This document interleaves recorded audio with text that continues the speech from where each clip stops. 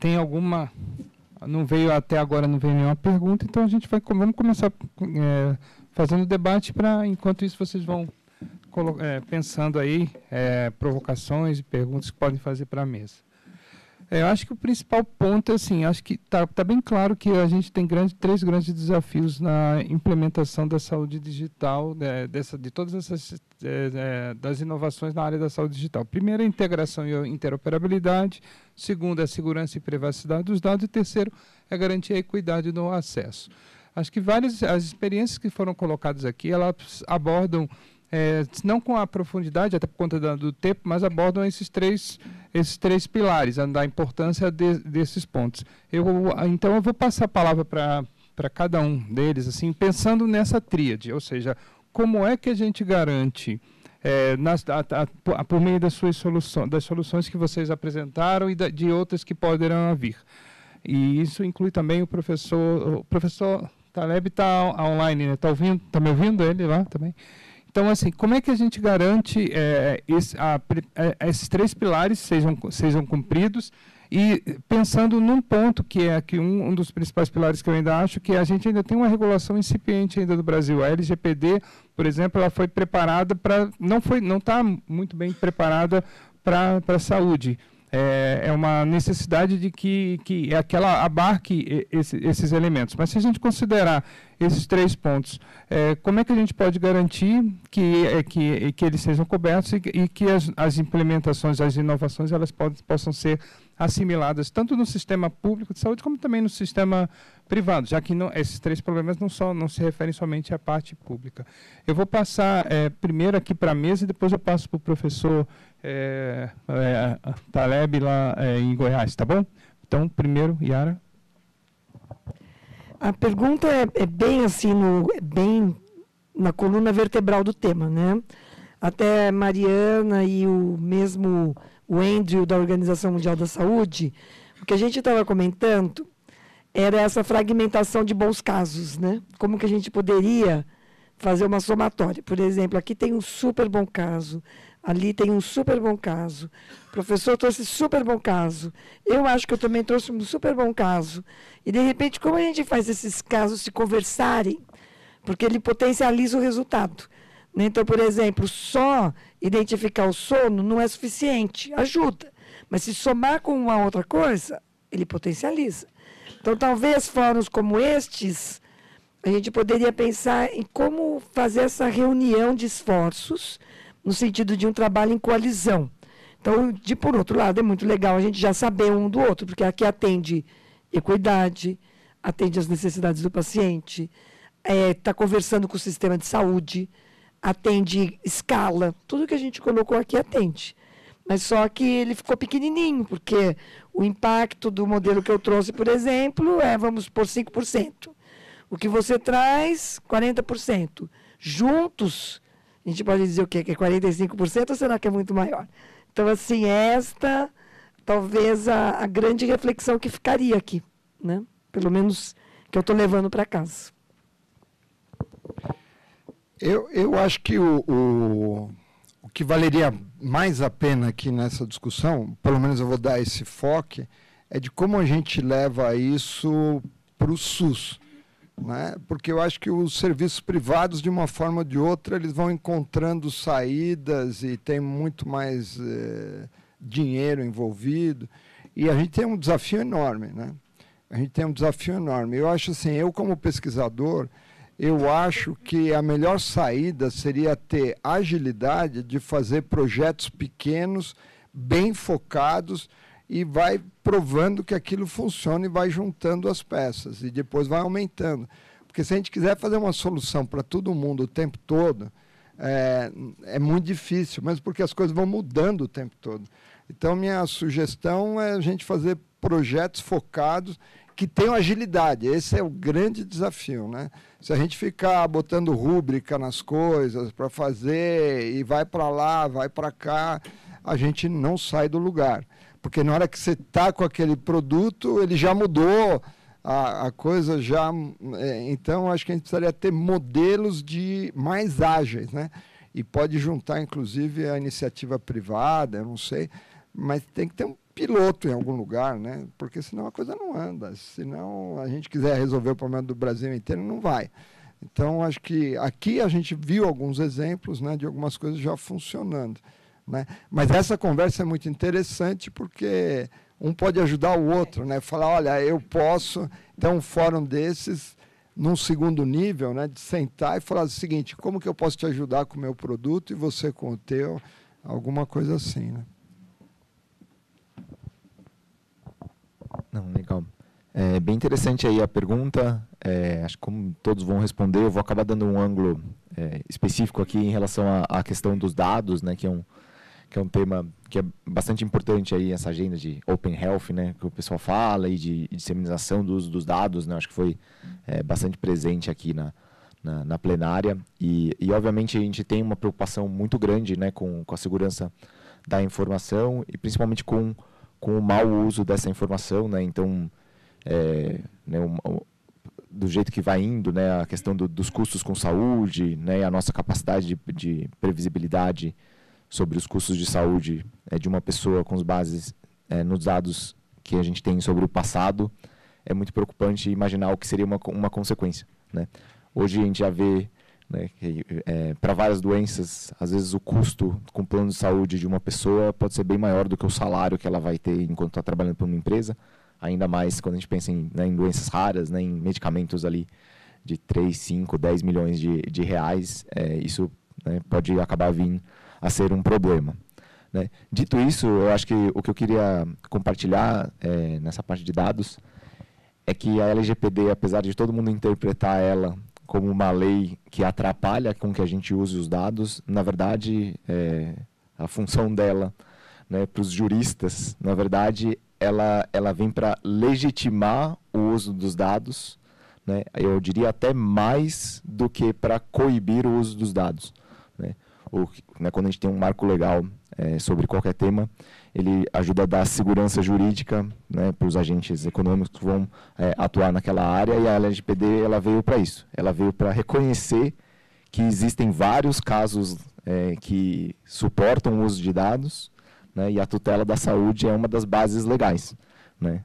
Então, para todo mundo aqui que trabalha na saúde com dados, queria deixar, talvez essa é a minha principal mensagem, de que a LGPD, na verdade, ela veio para falar, vocês que trabalham com saúde, vocês podem usar o dado para ajudar os indivíduos. Usem os dados. Agora vocês têm proteção na lei que diz que se você está fazendo algo que é para o bem do paciente, você pode fazer isso, né? Ela deveria ter servido para incentivar e não para trazer tantos receios, né? Agora a gente ainda temos gaps, né? A gente precisa de regulamentação específica para a saúde para a gente dizer o como, né? Mas ela deveria ter sido usada aí para avançar a agenda, para aumentar o compartilhamento e não para restringir ainda mais. Bem, Eduardo fez a pergunta do milhão, né? Assim, complementando o que os colegas falaram, né? Eu acho assim que há um avanço, né? A própria criação da Secretaria de Saúde Digital já vem muito nesse sentido. Um espaço desse aqui de discussão como o fórum, né, já fomenta também a interação, que a gente possa conhecer, né, parceiros, mostrar dados, discutir dados. Mas, assim, tem uma coisa que o país precisa avançar no modelo de financiamento desses projetos, né? Eu nem falo no modelo de financiamento robusto e caro como dos INCTs, né, os Institutos Nacionais de Ciência e Tecnologia, que aí você tem vários por áreas, mas talvez financiamentos menores, de grupos menores, né, sair do eixo sul-sudeste, talvez, né, e você financiar pequenos laboratórios de inovação para o SUS que esses grupos possam testar, né, ideias em pequena escala e apresentar esses dados. Mas assim, o modelo que a gente tem hoje de financiamento é por projeto e é super competitivo, não dá, né? Nem 10% das ideias são contempladas nesses editais do CNPq. Eu não sei nem se 10% eu estou, né, sendo, digamos assim, bem otimista, porque eu não tenho esse dado, né? Mas assim, o modelo de financiamento, né, para esses grupos e que você tenha, né, a possibilidade de desenvolver testar essas ideias, ele seria muito mais fácil do que financiamento por projeto. Porque o projeto, gente, acaba o recurso, né? Esse aplicativo MPI Brasil, ele foi financiado com recurso do CNPq, acabou o projeto, né? A gente passou 2 anos sem atualizar, conseguimos agora a contemplação em um outro edital do CNPq, que o aplicativo foi atualizado, né? E tem o ensaio clínico, que é padrão ouro, que mostrou a eficácia dele, né? Por uso por médicos na atenção primária. Então, eu acho que é isso. Modelo de financiamento tem que ser revisto. Professor Taleb, está aberto o seu microfone. Bom dia a todos.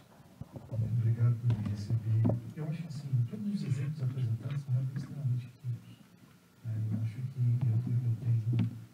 tenho uma militância aqui dentro da iniciativa pública, aqui pela Universidade Federal de Goiás, desde 2007, que nós temos o Núcleo de Telemedicina funcionando aqui, lá se vão 17 anos, onde a gente vem desenvolvendo especificamente aplicativos para atenção primária, tentando com a atenção primária ver quais são cenários diferentes de aplicação, testes com outras universidades. Então a gente tem um universo muito rico que nos permite realmente ter um cenário de aplicação bastante forte. Hoje, dos 246 municípios do estado de Goiás, nós estamos presentes em 225 municípios.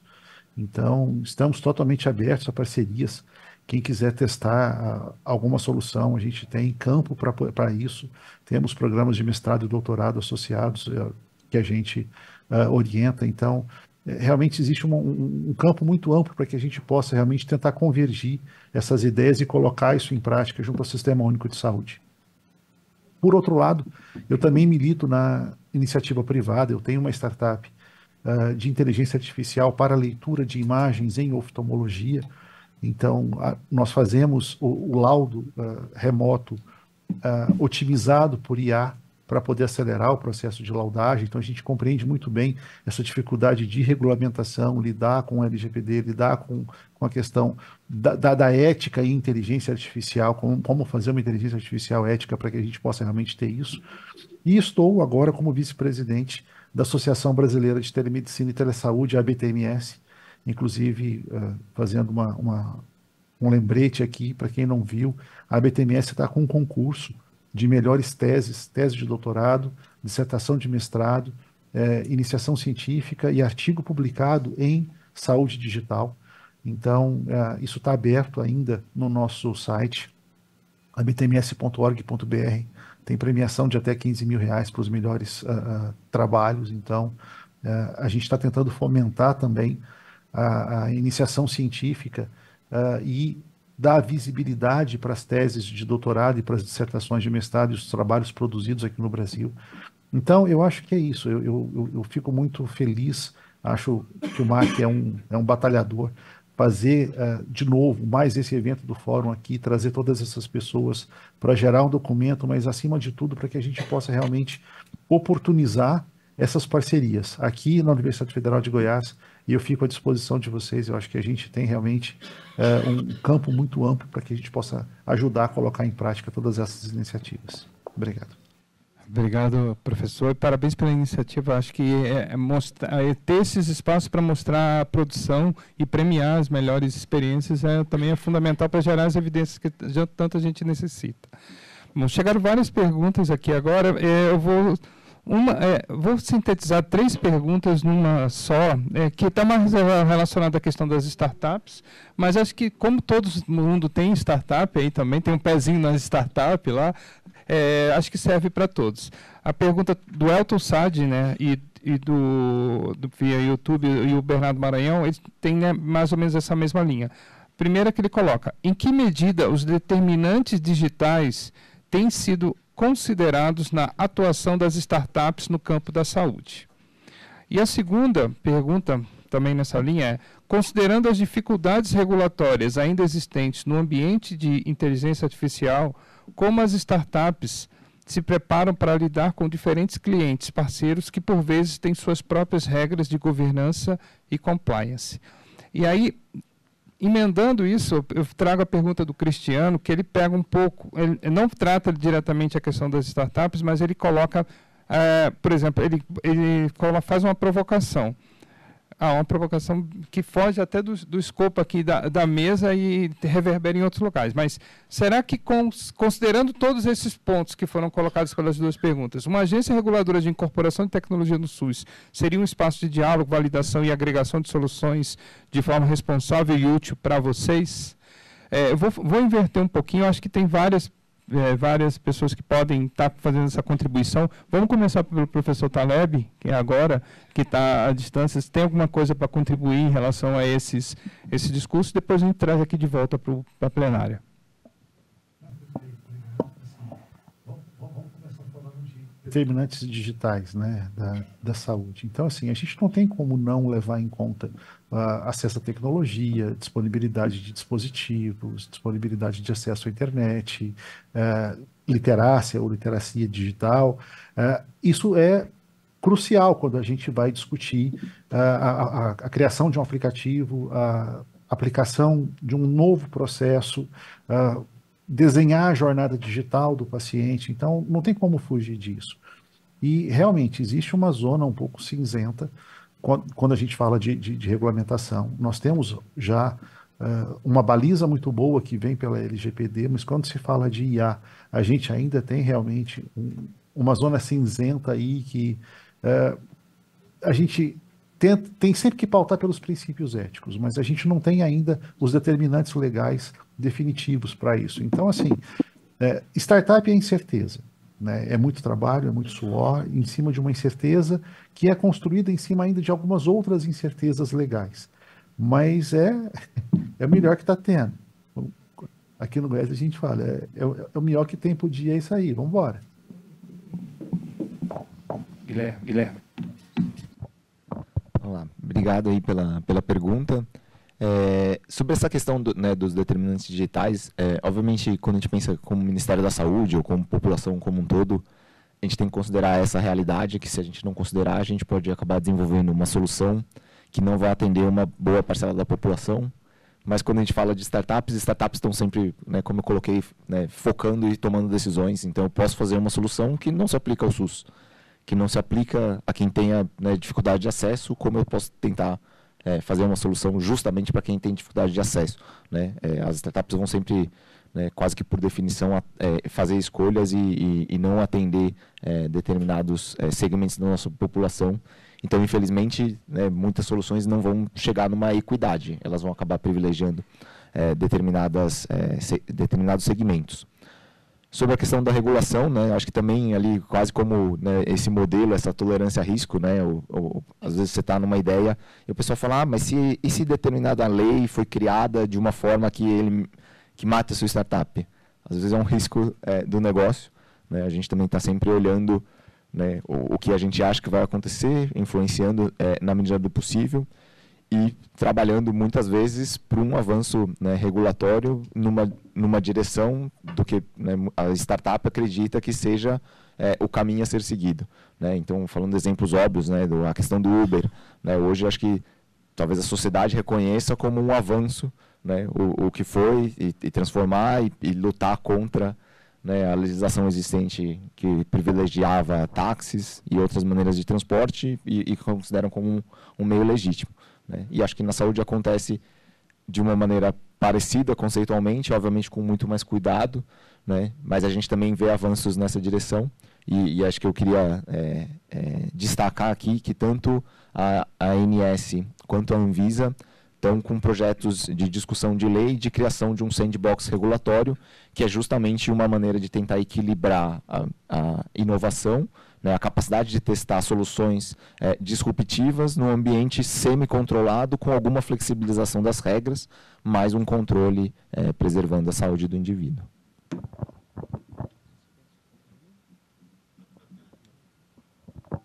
Ok, 3 minutos ainda temos.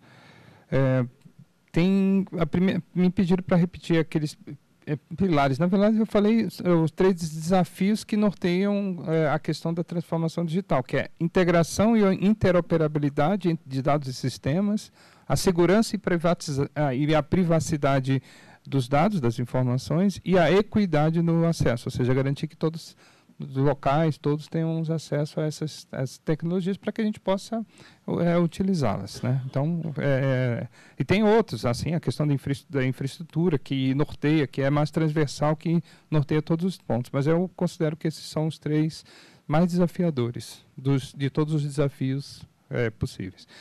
Tem 2 questões aqui. A Letícia Katz, ela faz uma série de provocações, reflexões e também faz um parabéns também, que é bom estar colocando isso. Como fica a integralidade do cuidado na atenção primária à saúde?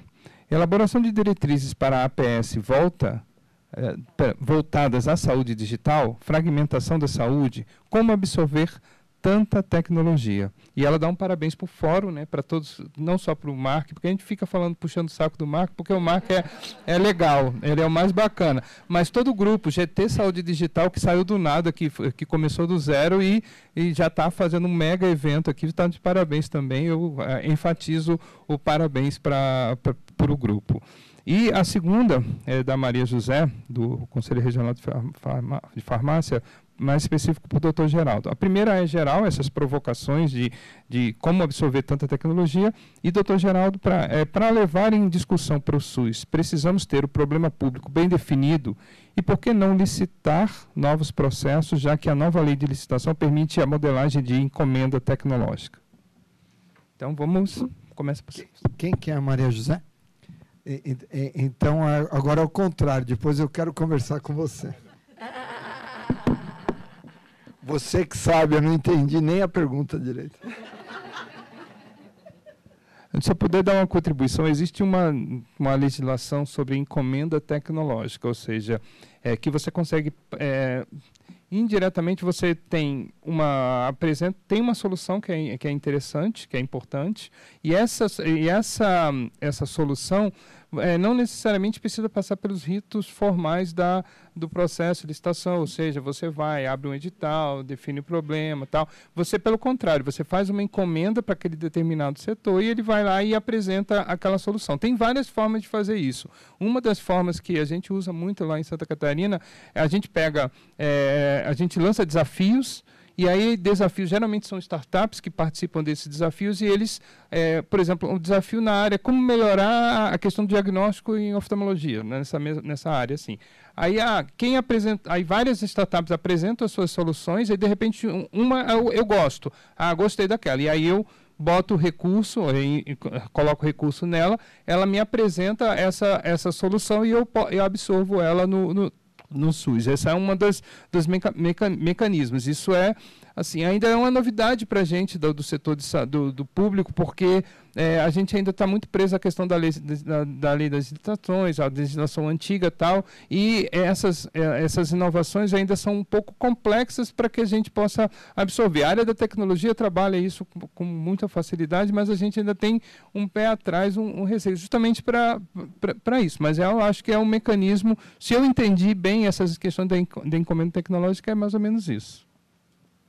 Alguém quer colocar mais alguma questão em relação a esse ponto? Mas acho que é só fazendo a rodada final aqui de apresentações. Acho que vocês podem dar as suas contribuições finais e a gente vai para o encerramento aqui da mesa. Começa pela Yara. Eu vou falar um pouquinho assim nesse encerramento dessa fragmentação ou de quantas novidades, né? Como que a gente coloca isso na...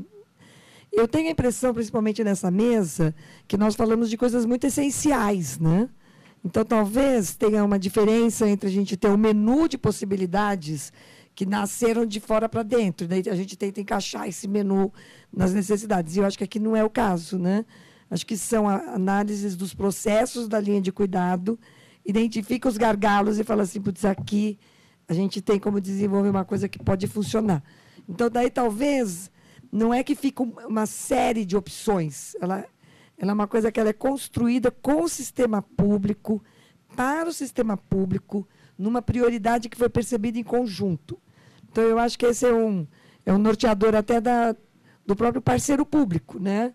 Ele não pode se entusiasmar com coisas que são assim, fashion e, na verdade, não vai ser transformadora. E aqui eu acho que a gente está bem nessa linha de trabalhar com coisas que transformam e que ela é co-criada com o sistema. Então, eu acho que isso daqui atende no ponto. Então, eu vejo um pouco de diferença entre um olhar mais consumista do que esse olhar dessa plateia aqui que nós temos e dessa audiência que nós temos aqui. Eu acho que o grande desafio é como continuar esse diálogo, né? Porque assim, eu me sinto super à vontade do que eu venho e falo, mas aí as pessoas falam de outras linguagens, outras línguas que eu, como professor universitário, que não trabalho muito na área do SUS, apesar de estar trabalhando dentro do hospital público, eu não entendo muito bem essa coisa de quais botões têm que serem apertados, né? Então, eu acho que é o diálogo que falta, né?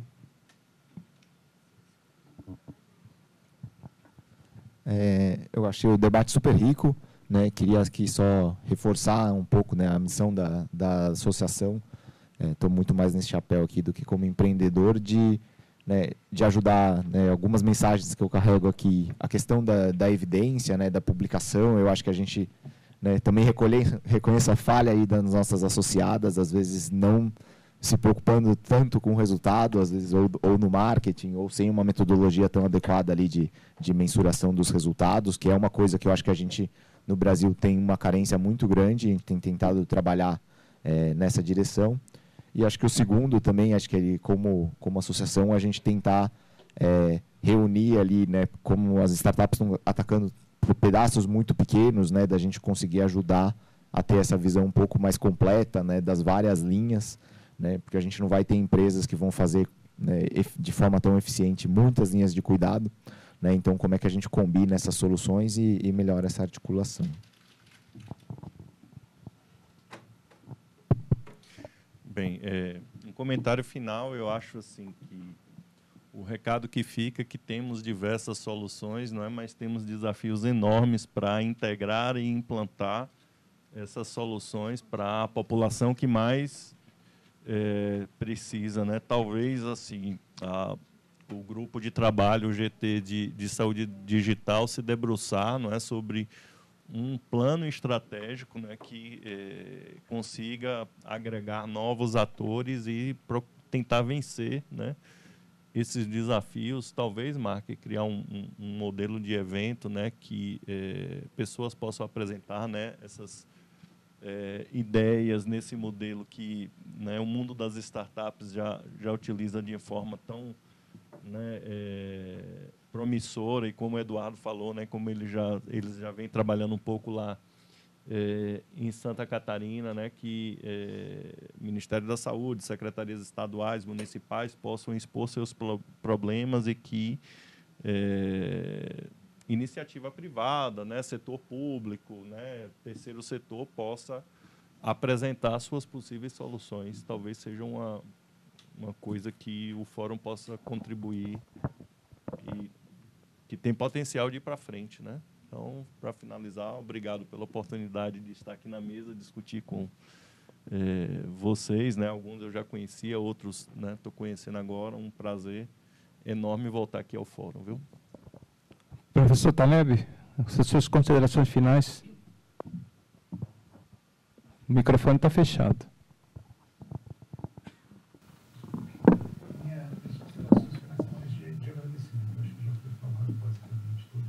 Nós poderíamos, eu acho que esse think tank que tem aqui, o fórum, que ele atinge o seu propósito, quer dizer, ele junta pessoas que são plurais, com ideias diferentes, mas que convergem todas para um único objetivo. Eu acho que nós temos aqui a possibilidade de campo de aplicação das soluções que estão sendo desenvolvidas. Nós temos associações que têm essa possibilidade de fomentar a parte científica, ao mesmo tempo fomentar a parte legislativa, fomentar a parte de desenvolvimento prático das aplicações administrativa e funcional. Então, eu acho que a gente está realmente num ambiente muito privilegiado e as ideias, as resoluções que saem daqui são realmente muito pertinentes e que devem ser levadas em conta por todos aqueles formadores de políticas públicas. Obrigado. Então, mais uma vez, obrigado a todos os palestrantes. Acho que foram ótimas as contribuições. Parabéns mais uma vez para o GT, né, Saúde Digital, pelo brilhante trabalho, pelo evento. E convidar a todos para essa reflexão mesmo. Acho que o que foi colocado aqui, o que a gente discutiu aqui é exatamente aquele modelo que a gente pretende, que a gente deseja para o Sistema Único de Saúde, ou seja, um diálogo em que diferentes locais, diferentes organismos possam apresentar as suas soluções, nós do setor público possam apresentar nossas inquietações e que isso se reverta em soluções que possam ser implementadas para que melhore a saúde da população. Lembrando sempre de serem soluções que tenham metodologia científica, ou seja, que são replicáveis e que isso seja, que possa ser aberto para que todo mundo possa criticar, porque a ciência funciona aí. Eu sou farmacêutico, sou epidemiologista, então eu trabalho nessas duas áreas. Para uma inovação na área de farmácia ser disponibilizada leva anos e debates e debates. É a mesma coisa na área da tecnologia. Além da questão da segurança, né, dos dados, pelo nosso principal commodity, que é o dado, as nossas informações de saúde, e principalmente que sejam soluções custo-efetivas, que possam se reverter também numa racionalidade no uso dos recursos do SUS. O SUS tem muito recurso, muito mal aplicado e que possa ser melhor aplicado como soluções que o professor colocou. Um custo muito menor, você implementa numa escalabilidade muito grande uma solução que vai resolver um problema crônico da nossa sociedade, que é não conseguir dormir direito. Parabéns a todos.